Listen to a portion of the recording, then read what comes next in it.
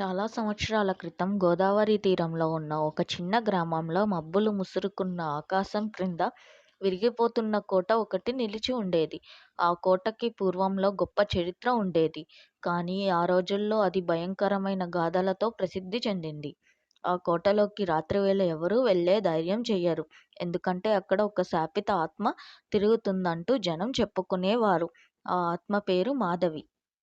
ఆ కోట రాజైన రాజశేఖరుని ఆస్థానంలో సౌందర్యానికి, సంగీతానికి అలంకారంగా ఉండేది మాధవి. గాయని. చిన్న వయసులోనే ఆమె గానం గొప్ప పేరు తెచ్చింది. పూలవనాలు, తోటలు ఆమె రాగాలకి జయజయధ్వానాలు చేసేవి. రాజశేఖరుడు మొదట ఆమె గాత్రంలో వినిపించిన దేవీతత్వాన్ని చూసి మక్కువ చూపించేవాడు. కానీ మాధవి గుణం, అందం, ఆమె గానం రాజుకు మాత్రమే కాదు, దేవాలయపు ప్రజలకు, ప్రజల హృదయాలకు కూడా అంకితం అయ్యింది. రాజు తన హృదయం మొత్తం మాధవికి అర్పించాడు. ఆమె కోసం కొత్త కోట నిర్మాణం ప్రారంభించాడు. కానీ అది తెలుసుకున్న రాణి చంద్రముఖి ఆమె మీద చాలా కోపం తెచ్చుకుంది. ఆమెకు తగిన శిక్ష విధించాలని నిర్ణయించుకుంది. ఆమెకు అగమశాస్త్రంలో నేర్చుకున్న గుప్త విద్యలు తెలుసు.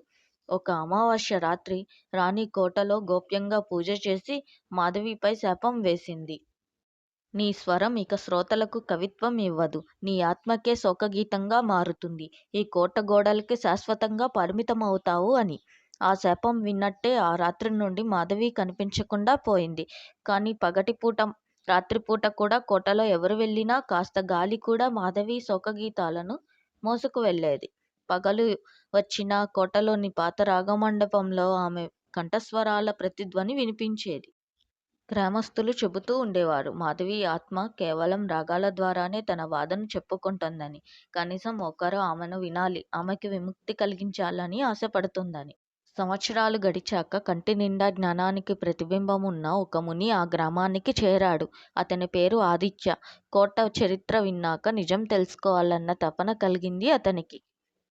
ఒక తుఫాను రాత్రి వర్షపు చిందులు గోడల్ని తడిపే వేళ ఆదిత్య మంత్రపటాలతో కోటలోకి ప్రవేశించాడు. అతని ఆలోచన శాపం వాస్తవం అయితే విముక్తి కలిగించాలి అని అనుకున్నాడు.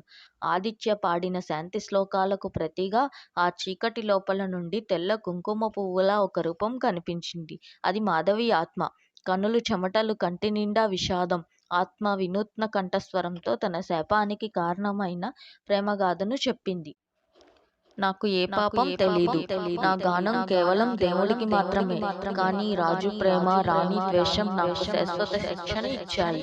నాకు విముక్తి కలిగించండి అని వేడుకుంది. ఆదిత్య తన తపోశక్తిని ఉపయోగించి ప్రేమ, క్షమ, మోక్షం అనే మంత్రాలతో ఆ శాపాన్ని త్రోసివేశాడు. ఆ క్షణం మాధవి రూపం ఆకాశంలో వెలుగై కనురెప్పల నుండి శాంతంగా ఆత్మరూపమై పోయింది. ఆ కోట నుండి శోకగీతాలు ఆగిపోయాయి. ఆదిత్య తల వంచి కన్నీరు చిందించాడు. నిజమైన ప్రేమకు శాపం ఉండకూడదని పునరుద్ఘాటించాడు.